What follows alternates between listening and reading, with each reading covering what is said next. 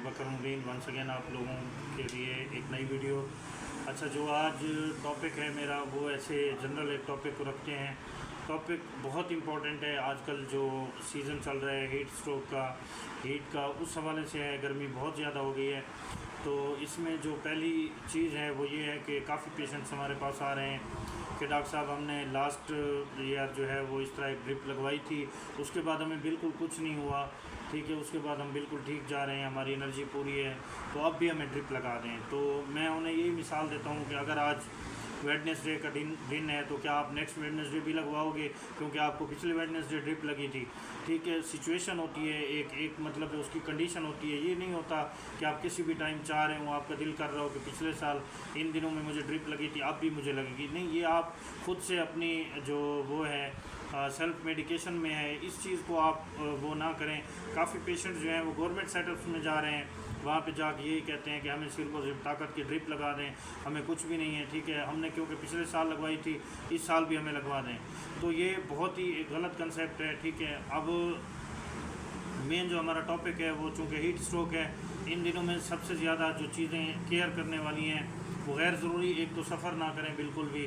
ठीक है, बाइक्स को अवॉइड करें, बाइक के ऊपर सफ़र बिल्कुल ना करें। अगर करें तो कोई हेलमेट वगैरह पहन के, क्योंकि ये जो लो चल रही है ये बहुत ज़्यादा गर्म है। ठीक है, जो कि आपके बॉडी के लिए सूटेबल नहीं है। अच्छा, 2 से 3 चीज़ें और हैं उसमें।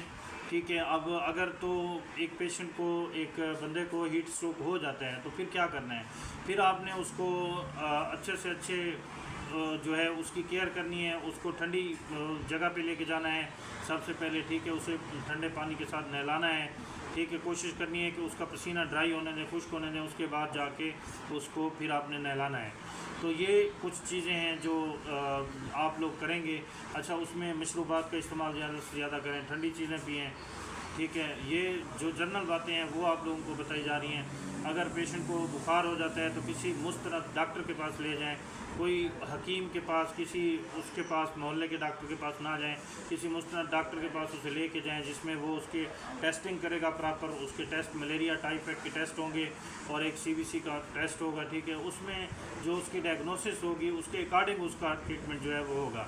अच्छा देखिए, 2 चीज़ें एक और माइंड में आ रही हैं, वो ये है कि एक पेशेंट आता है, वो कहता है मुझे जी सर्दी लग रही है और बुखार हो रहा है। डॉक्टर साहब आगे जो बैठे होते हैं वो क्या करते हैं, वो उसको एक एंटी मलेरियल दे देते हैं और साथ में एंटीबायोटिक दे देते हैं। दोनों चीज़ें भी चलें, या मलेरिया होगा या टाइफाइड होगा, कोई चीज़ तो होगी, जाके कवर कर लेगा। ये चीज़ बिल्कुल नहीं करनी। आपने अपनी टेस्टिंग करवानी है। टेस्ट करवाने के बाद फिर आपने जो डायग्नोसिस बनेगी, मलेरिया बनेगी फ़र्ज़ करें या टाइफाइड बनेगी, उसके अकॉर्डिंग आपने उसका ट्रीटमेंट लेना है।